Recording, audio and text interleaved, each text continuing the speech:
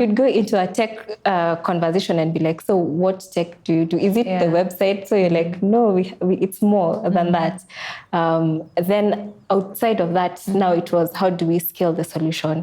Because we already validated that the problem is there. We have a functional product. We got a bit of funding to test out what we're doing. It works. So how do we scale it across the different communities? So scaling across the different communities now was, again, a different conversation. Because, again, with the first community we had, they were fluent with Kiswahili and English. With the other ones, they were even in rural areas. So everything had to change. We had to change how we communicate, the community development aspect, and also it changed how tech interacted with each and every user. And then at that point, again, it's the aspect of how do you build a better team to create higher quality products. So we stopped thinking about how do we get the product to Nairobi, how do we get it to the international market? Are we able to sell to Paris, London, New York? Could we get our products there? So every single step of growth has always had its challenges. Its unique challenges. What about funding? Because that's one of the main areas that normally comes up when you talk to young people and they say, but I need capital, I need capital. They never think about co-founders, they never think about the skill set, they never think about the market. It's always, I need funding. How did you fund your business? The first time it was bootstrapping. Okay. So I bootstrapped. And for those who don't know what bootstrapping is, I used my own money. I used my own money that I had saved up from the previous work that I had done to just get the product out there and then develop a landing page. After that, we got a little bit of funding just to test out the pilot, just to see if things would flow. After that, then we started selling a few more products. So the thing that I was very keen about with Shaba is I wanted to make sure that be it funding or without funding, we could still survive the bare minimum. We could cover our costs, we could move the products from the communities, everything would run.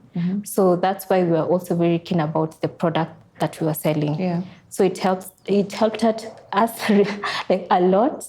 And then after that, we got a bit more funding because we had traction. We had. And when you say a bit more funding, is this like debt or is it equity someone bought into your company or is it family and friends? Or how did you get, when you say a bit more funding, how did you do that?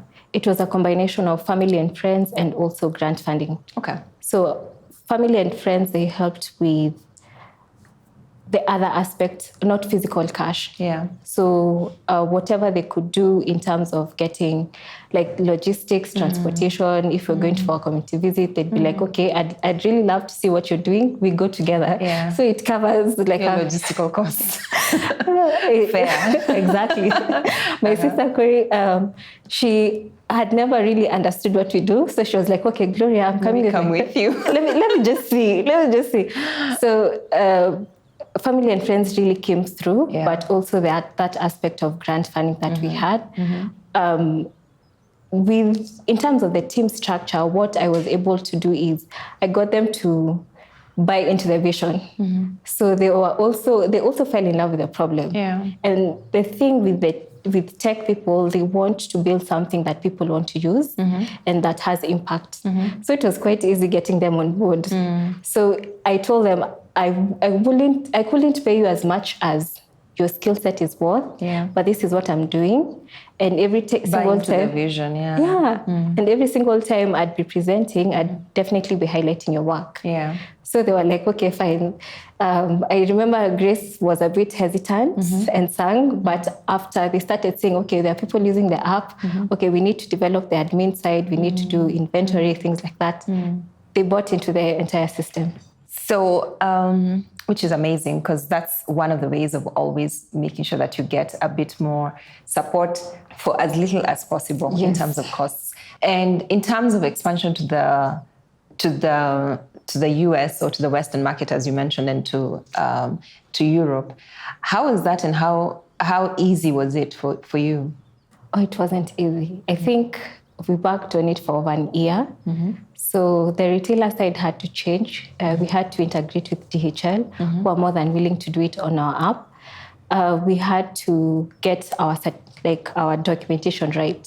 So certificate of origin, getting them from KRA, getting our product catalog right. So before we get to the logistics bit, I'm just thinking the market itself. How did you get people in the US and in Europe to actually believe in your product and buy it enough to create a whole chain, a supply chain that keeps flowing in terms of products? We first of all understood the market. We understood our bags. Outside Africa is a summer product.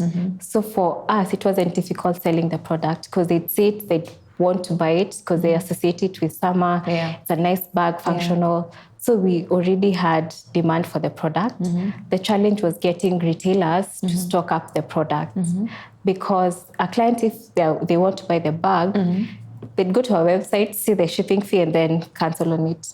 So we needed retailers who'd buy in larger quantities to stock up the product. Stock up in the US. Yes. So how did you identify them? I'm asking for us, the people who are on the ground. Someone, when they hear, I have operations in Europe, I have operations in the US, it's a big deal. So how did you actually crack that market enough to get, by the time you get a retailer to be able to get your products from here, it's a big deal. Networks, so people within the industry who've worked with certain retailers, but also we reached out cold emails, which didn't translate as much as we hoped. Other than that, we tapped into the larger marketplaces who already had a footing in those countries, like Powered by People. We are on those platforms. So they had a much better understanding of that market as compared to us. They've done the legwork. So for us was how do we place our products there so that it's more visible for them to see. Great. And then in terms of growing the team, because one of the other challenges that entrepreneurs face is building a team that is solid enough. I know we saw one of your amazing, I think she's a designer, one of the weavers. She deals with the fabric. Yes. And she told her story about how she studied fashion design and then she had to change when she came to work for you, which was interesting because sometimes you're limited in your mind in terms of what you were saying, what you study in school and then what you go and do. So how do you pick people to come and work with you, especially blending the younger generation that needs to understand the fashion bit of it, and then the older generation that may have the ones who have the skills, especially when it comes to size. So how do you blend the two? We have two different approaches in both of them. In terms of getting the younger generation, it's been trial and error. But what I've come to understood is we need to have the economic benefit of why they're doing the craft. And also we need to ensure that their work is a lot more interesting. So that if they're benchmarking with someone they studied with in a different industry, they're ahead or they have a much richer skill set. So creating that value of the craft that they're doing. Within the artisans, it was quite interesting because they gave us a blueprint. So for them, they wanted to associate with that aspect of, it's not just we are making kiondo bags and we are selling them. It's actually business. So they shifted their mindsets to sini wa mama kutengeneza to we're actually entrepreneurs and we are able to manage our own production within the community setting. So understanding from both aspects what they actually wanted from Shaba helped us get more people on board. A quick question. You know, when I started watching your videos from, the online, the ones before this, I kept hearing Shaba, and I thought this could be a shrub. Is it Shamba? So where did Shaba come from as a name? Shaba means brass. Okay. So a huge component or a small component of the product is brass element. And when we were starting, we were just having the conversations with our artisans. So everyone was like, okay, so the qualities that they were looking for to work with people was someone who's dependable, reliable, someone who'd give them work continuously, and someone who's strong. So Shaba fit all the criteria, and it's Swahili so it just made sense to call the business Shaba. All right. Yeah. So I would like you to look into the camera and inspire one or two, this one. Okay. Inspire one or two young people who have had an idea, thought about creating green jobs, or thought about starting something, and they're just thinking, I don't know if I can do this. So speak to them and let them know how did you know, maybe based on your story, encourage them to start or to get into it. Okay. What I tell you is, once you have an idea, you need to test it out to see if the problem or what you want to do actually exists, and if there's a market big enough to pay for your product. Outside of that, sometimes you might not have the skill set.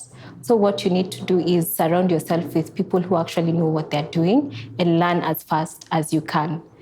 Outside of that, get mentors who already have been there and have had that work experience.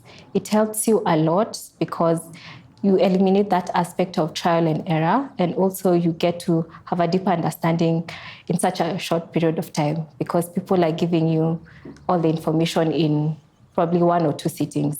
So that's what I tell them. Awesome.